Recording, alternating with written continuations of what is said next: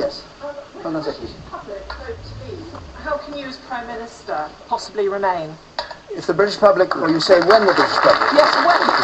When the British public vote to leave, how can you remain? Let's stick with this. What I've said is that we had an election in 2015, and my party won that election, and I was leading the party, and so was re-elected as Prime Minister. I promised this renegotiation, I've carried it out, promised this referendum, we're having it, and I've said I will take and obey the instructions of the British people, and on that basis I think it's right to stay. And I also think it's right not to muddle up in this referendum the future of this politician or that politician. The question on the ballot paper is going to be very clear. Do we stay in or do we leave? In my view, remaining is the right answer for our economy, for jobs, for our safety, for the strength of our country, and it is an irreversible decision. There's no going back once you've walked through that door. You've said that this referendum is more important than any general election.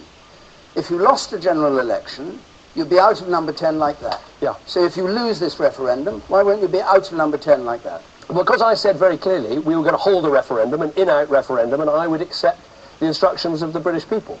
So I think this is very important. Doing exactly the things you don't want what to do. Look, I think this... What I would say is, just because you hold a referendum doesn't mean you have a very strong view. I do have a strong view. Maybe it would be easier for me, standing here, to say, well, on the one hand, very strong arguments, on the other hand, quite strong arguments, but on balance, that's not what I think. I really do believe that we will be stronger, safer, and better off in.